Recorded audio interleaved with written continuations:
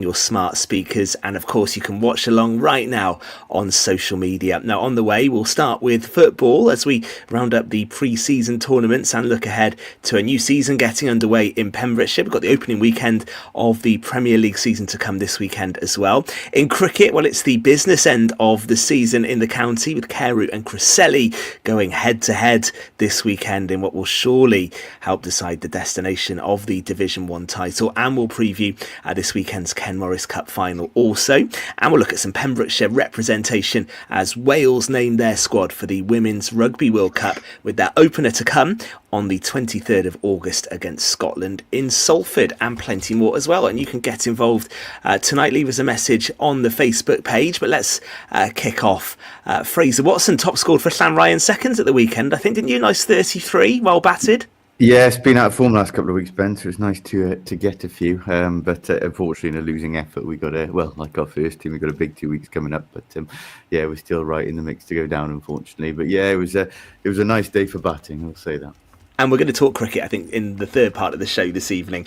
But we should just highlight your interview in the first hour, Fraser, with Richard Reid of Llanrhian, because we had that most unlikely of results. We don't get them often, do we? But we had a tie in Division 2 on Saturday. Yeah, we'll come on to that in a moment. It was waiting for the score to come through our first. I knew it had gone deep because I didn't have a message back until quite late in the evening. It was obviously going to the wire, and literally did go to the wire. I think Cresselly 9 down and a catch taken off the final ball. So yeah, it's the first one I've ever known at this club on a league Saturday, that's for sure. They are so rare, aren't they? Gordon, how are you? I'm very good, Ben. And yourself? Not bad at all. How was your sporting weekend? Yeah, I got out and saw a bit of cricket. I went to Hook. Hook were playing Narberth in the promotion chase in for the Division 1. And Hook come second, I'm afraid. And Narberth won. They're going quite good, well at the moment with the Harrison Allen final in they've got a good chance of upsetting Neyland possibly as well. So, yeah, they're looking quite good. I went to Burton as well, watched a little bit of cricket there, and then popped to Neyland, who were also playing against Langham, where they give them a bit of a hide-in. And I watched a little bit of rugby then, Ben. Bit of rugby, okay. Yeah, well, tell us more. Berlin Bowl. So I watched a little bit of that. It was very competitive. It finished 19-all, but it was a good run out for both sides, to be honest with you. Nice bit of pre-season rugby. Excellent. It's all getting back underway. And August is a busy month across Pembrokeshire with all the football, cricket and rugby going on. Tom, how are you? All right?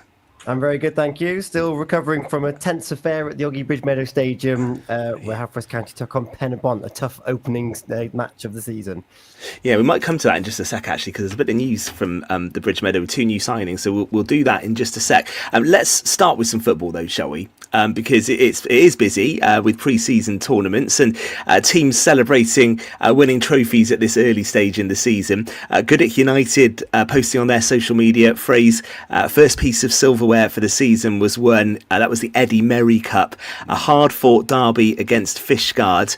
Just to give you the details, Goodwick beat Merlin's Bridge 4-0 in the semi-final and then played Fishguard in the final. It was 1-1 after 90 minutes. It went to pens and Goodwick won 4-1. So they'll take that, will they? Well, yeah, I mean, they've won it more comfortably in recent years in that final. I will say that, and I think Fishguard will take a lot of heart from that as well to have taken good defenders. It's always hard to gauge it in pre-season. I think both sides had a couple of players missing, I believe. It's always hard to gauge how much of a marker it is. I thought more significantly was a Goodwick easily beating Merlin's Bridge.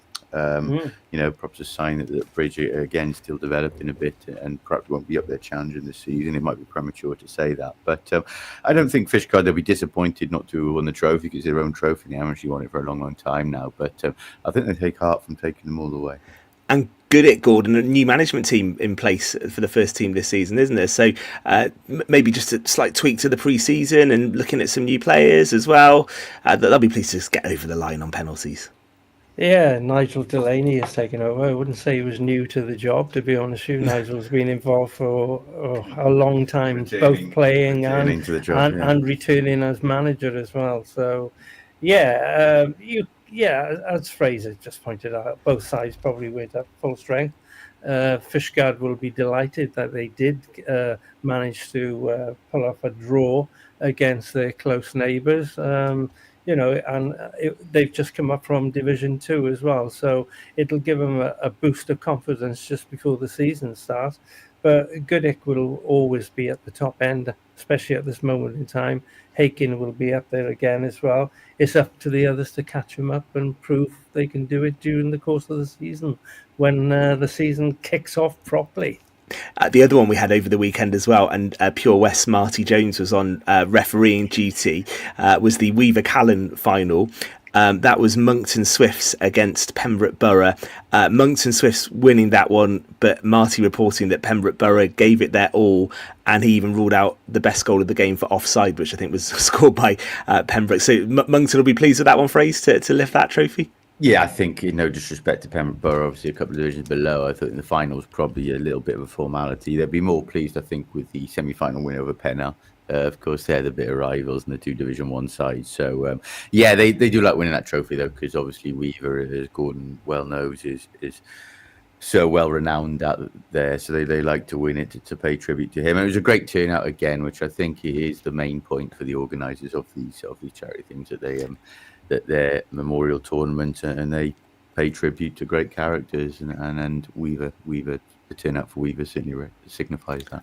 Okay, football as we speak as well this evening. The John Bailey Memorial Tournament is underway at Phoenix Park. It was a 6:30 start, so they'll almost be done now. Actually, Goodwick United against Letterston, the opening semi-final of the night, and then tomorrow it's Merlin's Bridge against Fishguard. So Goodwick will be looking for a pre-season double if they can lift that one as well. Yeah. They do like to set the stall out and win these tournaments, both the John Bailey and the Eddie Mary. And so tomorrow, they're playing tonight. They won't have any problems with Letterston, of course, but Letterston Cup, they'll play the Fishguard Bridge in the final. I think Fishguard Bridge could be an interesting semi, because like I said, it's hard to gauge pre-season results. If Bridge were at full strength last week, it's probably a concerning result for them. We'll probably get a better idea tomorrow night of where they're at. And we should just flag as well, Letterston are in the Luke Harding Memorial Tournament, which is this Saturday. They play Fishguard on Saturday, just up the road from you, Fraser, in Solva. And then it's Goodwick against Solva in the second semi-final at the Village Green in Letterston. So the pre-season tournaments, there's plenty of them. Did you ever win any of them, Gord, as a player? Actually, we didn't have any when I was playing, to be honest with you. Okay. I think the Eddie Mary was about the only one that was going when I was playing, honestly. Because John Bailey actually passed away when I was actually at the Western Telegraph, and so did Weaver as well. So, and Joe as well. Joe Lennon started tonight. Unfortunately, all passed away while I was reporting with the Telegraph.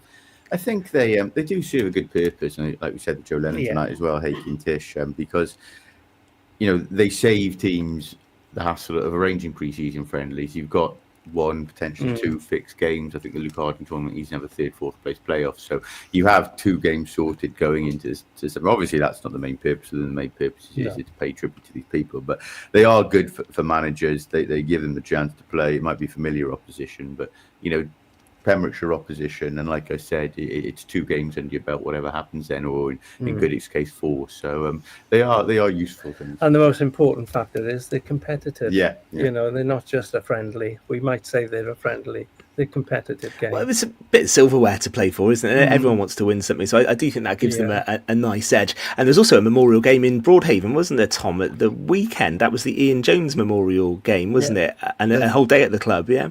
It was the first of its kind, and it was. I couldn't make it, sadly. I was working, but there was a real mix of young and old, and returning boys that didn't even know were still local turned up to put some boots on and play in a match. And well done to the blue team who came away with the first ever trophy.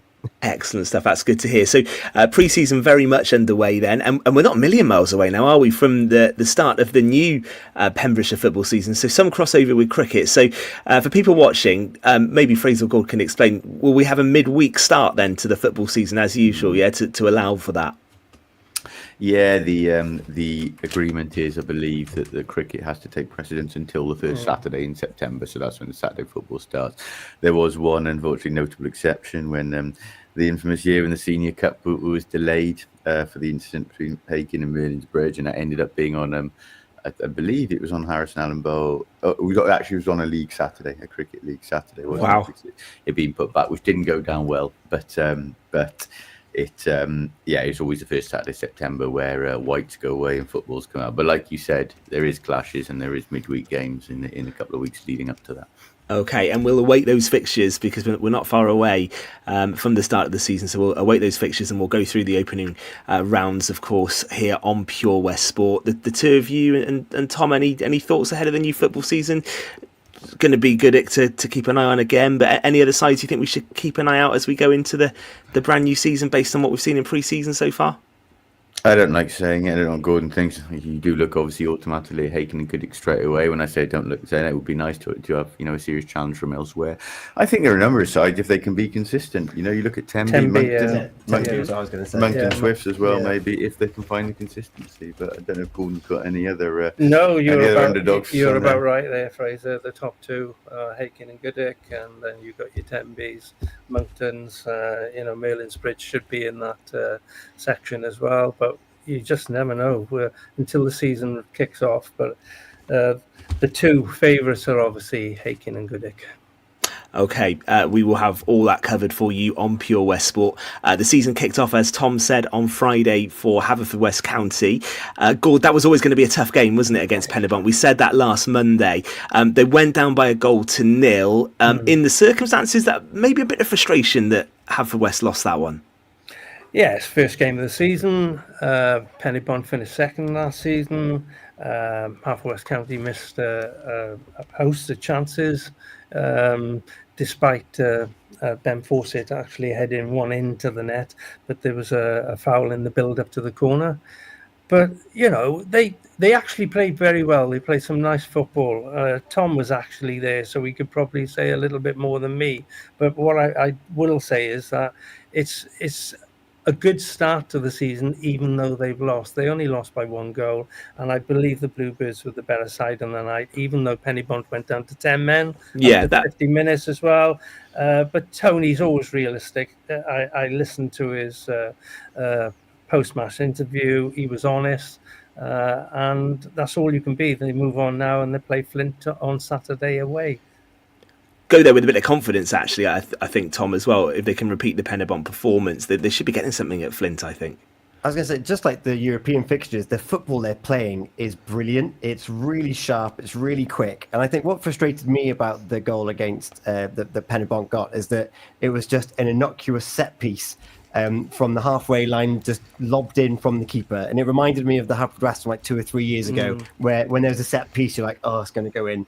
And it just kind of dribbled past everyone and found their striker and went in. And Penybont was so organised. You didn't know that they were a man down. And they really shut up shop. But as Tony said in the interview with Stuart, we had 3 or 4 really good chances. But I think Haverfordwest can take confidence with how they're playing the football. I just wish that once that goal went in, that they kept their heads for a little bit longer as well. It was like, Penybont are a bit of a bogey team. They came second last season. And as soon as the goal went in, they were like, yeah, let's see, look, we told you.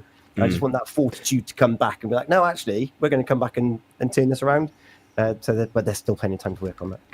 There is, and Flint at the weekend will be a chance to bounce back. And 2 new signings today, actually. Let me just give you the details. I'm going to be the first Pembrokeshire broadcaster, I think, to attempt to pronounce the new midfielder. Yeah, I did see it. that has come in. So this is the first time I think we've done this on the radio in terms of pronouncing his name. So I do apologise if I get this wrong, and if I do, we will endeavour to get it right the next time. But Panache Makwiramiti joins. He has been playing his football in Christchurch in New Zealand and in the Gibraltar Football League as well, and played his football in Sweden and some time in the UK too with Hastings United and Eastbourne United.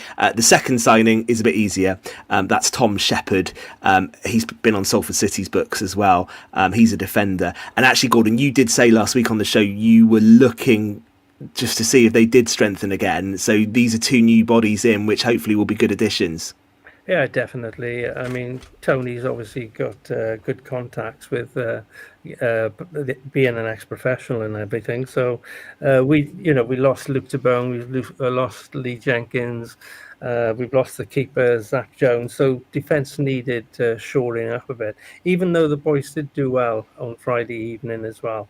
But he's brought in 2 very good signings. I believe we'll see that when we go down to the Meadow over the coming weeks to see how good they are. But things are. He's reacted to it. That's the most important thing. I think, Fraser, the bar has gone up a level, I think, though, hasn't it, because of last season? So I do think he'll have wanted to get those signings in, and he would have been disappointed, Pennock, to lose that Pennerbont game, albeit narrowly, because of the success of last season. Yeah, of course, and they've probably seen it as a chance to lay down a marker. Being Pennerbont at home, I think, would have been that. He won't panic, it's one game in, of course. They'll play Pennerbont 2 or 3 more times the way the format works out. But he will be disappointed to have come off the back of a pretty decent pre-season and the European performances, of course, to have lost it, that's for sure. And they had a far better performance than TNS. We might add that one as well. I think we should mention that, because that was some result, really. Britain Ferry went to TNS and won 3-0. It's the first time in a long time, I'll try and check the exact stat, that TNS haven't won their opening fixture. And they got blown away 3-0. So, I mean, in a way, Tony will be even more disappointed that Haverfordwest didn't get something off Pennerbont, because it's not often TNS drop points. They're not going to drop points that often this season. Where did that one come from? I don't know. I won't be writing TNS obituary just yet. No. I think, and I'm not making excuses for them, because they're a professional outfit. You've got to deal with this. They've obviously had a bit back and forth in Europe. I think they went out of their chances for the Europa League and both the Conference League, haven't they? So whether that had an effect carrying on into the season, I don't know. Plus, their boys were actually on holiday now. Yes. But as a professional outfit, you do have to deal with that as well. So there's no excuses there, really. And they've spent some money on some new players as well this summer, haven't they? Like they've actually bought some players in too. So well done, Britain Ferry. That was an unbelievable result for them at the weekend. Next we have for West is Flint. They're back at the Bridge Meadow then the following Friday, I think, for more Under the Lights. I think there was 890 there as well on Friday night, which was good to see. Fraser, sorry to have to do this, but Swansea kicked off, didn't they, at the weekend as well in the Championship? And Alan Sheehan's first game since he's been made permanent manager, so starting off a full season, went down by 1-0 at Middlesbrough. How did you rate that? It's so disappointing looking at it with a performance goal from a set piece. I don't think there's lots of plenty of pretty play from Swansea at any real edge to strike the situation. It does seem a concern now. Obviously, Ollie McBurney moving for so long, he seems to be heading to Hull, and then it was Liam Cullen looking like the only realistic 9 option at the moment. We know Liam likes to pull wide. He's probably not more of a striker to play alongside a partner than an out-and-out number 9. So, slightly concerned with that, Ben. I'm actually going tomorrow in the League Cup. They've got Crawley Town, which, of course, will be a totally different lineup. But, it's a disappointing start to the league, is for sure. On Saturday, they're playing Sheffield. I think so, and they had a bit of hype, so that's an interesting on game paper, as it's a well. very difficult start, but you're right. Sheffield United beating 4-1 at home by Bristol was a real turn. Yeah, that really was. Interesting start. And, of course, Premier League starts this weekend as well. Liverpool playing Bournemouth on Friday. Did we read anything into the Community Shield yesterday? Tom's the resident Liverpool fan on this show. I'm glad I missed it. So is Salah. His penalties just landed somewhere north of Watford, I think. That was football, isn't it? That was a turn up though. I've never seen Salah do that, but I think Liverpool are the team to beat again this season, especially if they get Isak. I think you don't read too much into the Community Shield. I'd be amazed if they didn't do anything other than get a really big win on Friday against Bournemouth. Actually, I think that will set the tone. I think for the Bournemouth weekend. have lost their defence as well. They've sold them and made about 150 million off 3 players. So instead of spending 150, they made 150 and made the defence very weak. So Liverpool should win about 4 or 5. Well, we shall see. I think Isak, if he goes there, will be a brilliant signing actually. And I do think, who's going to finish higher, Gord, out of R2 this year? Well, we did last year above you, so I can see that being the same this season. To be honest with you. Well, if we finish any lower, we'll be relegated. So I hope that doesn't happen. You said that. I didn't. I was being positive. As long as we finish above you guys, Tottenham, we'll be okay. That's the Stone Thomas Trophy. And Fraser, can you see anyone else other than Liverpool? Will Man City get closer this season? Chelsea? City will get closer. I think Chelsea will get a bit closer, but and Arsenal will be close and come up short again. I predict. I think Liverpool will win the league. Yeah, Gord, any different on that? I think Man City might do it this season, to be honest with you, but we'll wait and see on that. Tom? I'll stick with Liverpool for this one. Yeah, I think Liverpool are the team to beat again, but I wouldn't rule City out actually. And just Chelsea is the dark horses, but how they're going to keep everyone in that 40-man squad happy, I don't know. And they're linked with more players. Just keep today. paying them, they'll be okay. Yeah, that does help, doesn't it? Right, we'll just pause there, I think, and we'll come back in part 2 because we're into that interesting point in the cricket season now. Just a few more weeks to go. We'll look at where the Division 1 title's going. We'll preview the Ken Morris Cup final as well, and we'll look at that tight promotion race in Division 2 in the company, Fraser, as we established last week, of a Hook legend in Gordon Thomas as well. So we will do that in a few moments' time when we come back for the second part of tonight's Pure West Sport. Eaton-Evans and Morris Solicitors.